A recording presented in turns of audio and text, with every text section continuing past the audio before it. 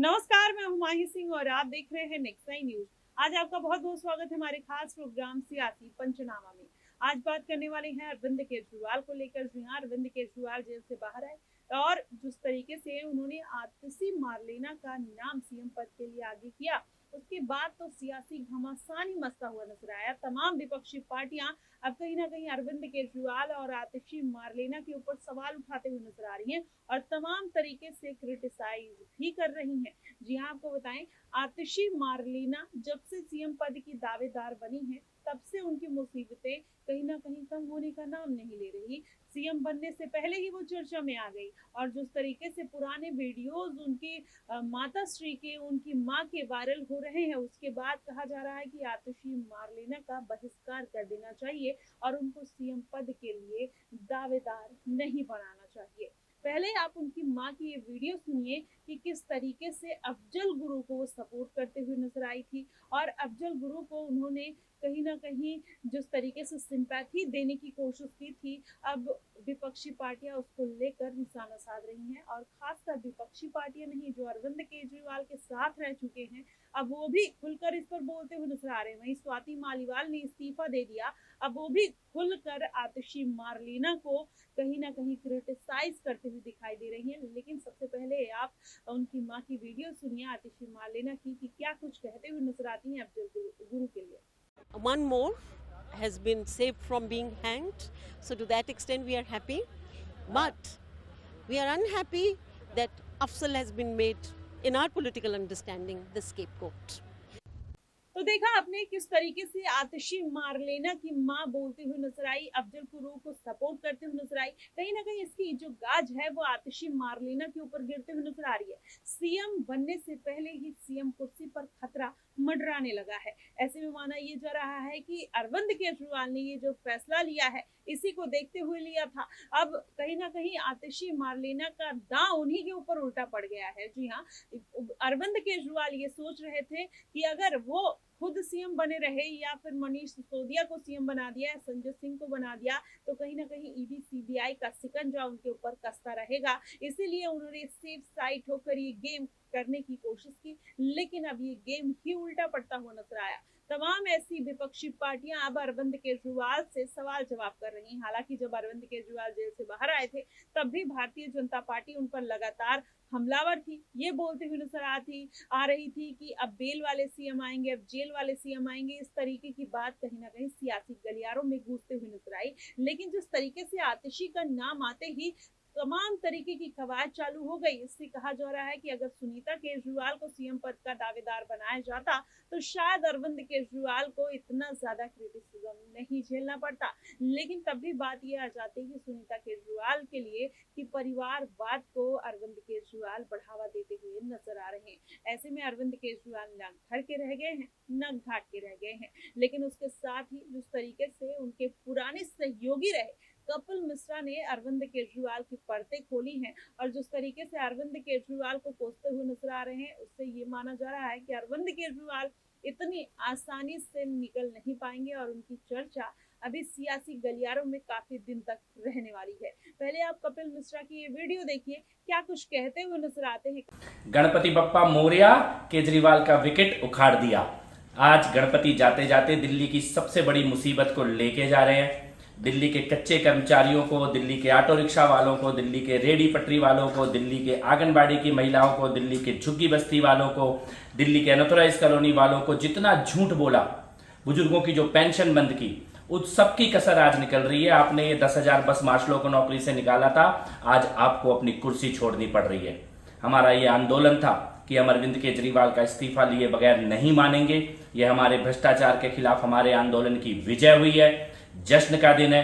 दिल्ली को एक भ्रष्टाचारी मुख्यमंत्री से आजादी मिल रही है और मैं कहना चाहता हूं अरविंद केजरीवाल जी, आप कठपुतली मुख्यमंत्री बैठा दीजिए, लेकिन दिल्ली की जनता इस तमाशे को देख रही है और अगर आप में हिम्मत है तो चुनौती देता हूं, विधानसभा को भंग करके चुनाव के मैदान में आइए, जनता का सामना कीजिए।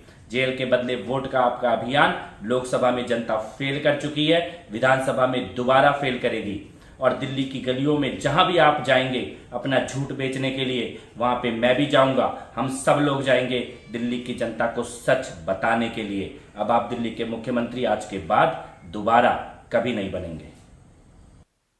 तो देखा आपने किस तरीके से कपिल मिश्रा ने भी अरविंद केजरीवाल को फटकार लगा दी है और ये साफ तौर पर कह दिया है कि केजरीवाल भ्रष्टाचारी हैं और इसीलिए उनका पद और उन्होंने इस्तीफा दे दिया है। और दिल्ली की जनता ने जिस तरीके से लोकसभा चुनाव में अरविंद केजरीवाल को शिकस्त दी थी, आने वाले विधानसभा चुनाव में भी वही हाल होने वाला है।